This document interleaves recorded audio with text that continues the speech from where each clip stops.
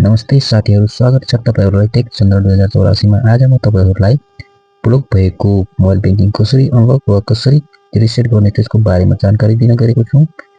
हामीले सबभन्दा पहिला ब्याङ्कमा गएर एउटा फर्म भर्नुपर्ने हुन्छ। त्यसपछि त्यो फर्म भरिसकेपछि त्यहाँबाट रिसेट गर्ने अप्सन गरिदिनुहुन्छ। त्यसपछि हामीले ब्याङ्कको एप्स ओपन गर्नु होला। त्यसपछि यहाँ छ मोबाइल नम्बर अनि तल छ पासपोर्ट। हामीसँग चाहिँ मोबाइल नम्बर पासपोर्ट छैन, त्यही भएर रजिस्टर एक्टिभ फर गेट पासपोर्टमा क्लिक गर्नु। त्यसपछि एक्टिभेट एकाउन्टमा क्लिक गर्नु। त्यसपछि एक्सेप्टमा क्लिक गर्नु। त्यसपछि प्रोसिडमा। त्यसपछि यहाँ छ इन्टर योर मोबाइल नम्बर। हामीले चाहिँ आफ्नो मोबाइल नम्बर मतलब जुन ब्याङ्क एकाउन्टमा छ त्यही नम्बर यहाँ राख्नुपर्ने हुन्छ र मोबाइलमा पनि त्यही नम्बर हुनुपर्छ, किनभने अहिले कोड आउँछ 6 डिजिटको। कन्टिन्यू गर्नुपर्छ। त्यसपछि ओके। त्यसपछि यहाँ जुन ब्याङ्क एकाउन्टमा छ नि त्यही नम्बरले सेन्ड गर्नुपर्ने हुन्छ। जुन नम्बर छ त्यही नम्बरले सेन्ड गर्नुपर्ने हुन्छ। त्यसपछि त्यहाँबाट एउटा एसएमएस आउँछ। अब हाम्रो चाहिँ एसएमएस आइसकेको छ। Mobile number successfully validated, click back to mobile money apps to proceed with activation. मतलब ब्याक गर्नुको लागि भनिराखेको छ। ब्याक गर्छु, तपाईहरु पनि ब्याक गर्नु होला। त्यसपछि हाम्रो चाहिँ एकछिन होल्ड लिन्छ, प्रोसेसिङ एकछिन लिन्छ। त्यसपछि हाम्रो चाहिँ यहाँ 6 अङ्कको कोड हाल्नु पर्ने आएको छ। अब हाम्रो नम्बरमा एसएमएस मा 6 अङ्कको कोड पनि आइसकेको छ। अब हामी यो चाहिँ कोड त्यसमा हालेर कन्टिन्यू गर्नुपर्ने हुन्छ। 16 92 70। त्यसपछि हामीले त्यही कोड यसमा हालेर कन्टिन्यू गर्नु पर्ने हुन्छ। कन्टिन्यू गर्नु होला। त्यसपछि इन्टर योर एकाउन्ट नम्बर भनिराखेको छ। अब हामी चाहिँ आफ्नो एकाउन्ट नम्बर हालेर यहाँ कन्टिन्यू गर्नुपर्ने हुन्छ।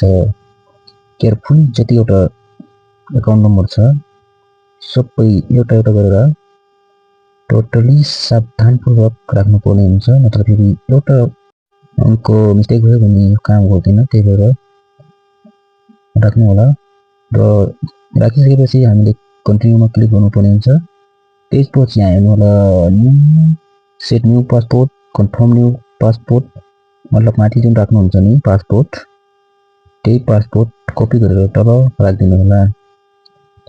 अब म पासपोर्ट एउटा राम्रो पासपोर्ट बनाएर तल कपी गरेर कन्टिन्यू गर्छु। तपाईहरु पनि एउटा राम्रो पासपोर्ट बनाएर सेम कन्फर्ममा राख्नु होला र कन्टिन्यू गरिदिनु होला।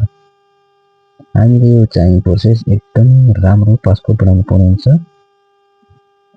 त्यसपछि राखिसकेपछि दुवैमा सेम कन्टिन्यू गरिदिनु पर्ने हुन्छ। अब म कन्टिन्यू गर्छु, तपाईहरु पनि कन्टिन्यू गर्नु होला। कन्टिन्यू गरिसकेपछि अब हाम्रो चाहिँ set new PIN, confirm new PIN, मतलब यहाँ choose strong passport by following this rules. Transaction PIN must be 4 digits, मतलब 4 अङ्कको जुन ट्रान्जेक्सन हुन्छ नि त्यो हाल्न भनिराखेको छ। अब हामीले सेट न्यू पिनमा 4 अङ्कको पिन आफूले थाहा हुने गरी त्यो राख्छौँ र कन्फर्ममा कपी गरेर राख्छौँ। मध्यमा राखेर अब चाहिँ अगाडि बढ्छौँ। जुन कन्टिन्यू छ नि त्यसमा कन्टिन्यू गर्छौँ। तपाईहरु पनि गर्नु होला। त्यसपछि भनिराखेको छ एकाउन्ट रजिस्ट्रेड सक्सेसफुली। त्यसपछि गो ब्याकमा क्लिक गर्नु होला। अब यहाँ भन्छ कि मोबाइल नम्बर र पासपोर्ट हालेर लगइन गर्नु होला। अब म चाहिँ यहाँ आफ्नो मोबाइल नम्बर र तल पासपोर्ट राखेर कन्टिन्यू गर्छु। तपाईहरु पनि कन्टिन्यू गर्नु होला। पासपोर्ट र मोबाइल नम्बर राखेर मोबाइल नम्बर र पासपोर्ट राखेर लगइन गर्नु होला। म पनि गर्छु। अब लगइन गरिसकेपछि हाम्रो चाहिँ भित्र सिधै लाग्छ र कुनै मिस्टेक भयो भने लाग्दैन, नत्र सिधै लाग्छ। अब म क्लिक गर्छु लगइनमा। मेरो चाहिँ the username of passport you have entered is incorrect भनिरहेको छ। Please try again later. यो चाहिँ मैले बनाएको त्यो किन युजर नेम र पासपोर्ट मिस्टेक इनकरेक्ट गलत भयो भनेर भन्दैछ। फेरि म डिस्कनेक्ट गर्छु, त्यसपछि फेरि हेर्छु के मिस्टेक छ। हो साथी हो मेरो चाहिँ फोन नम्बरमा सुरुको अक्षर 7 हर्छ 9 छुटेको रहेछ। यो चाहिँ मोबाइल नम्बर र पासपोर्ट चाहिँ सही राखेर लगइन गर्नु होला। यति गरेपछि तपाईको सिधै मोबाइल ब्याङ्किङमा लगइन हुन्छ। हस् त भिडियो मन परेमा लाइक र च्यानललाई सब्स्क्राइब गरेर सपोर्ट पनि गरिदिनु होला। हस् त धन्यवाद। फेरि भेटौँला।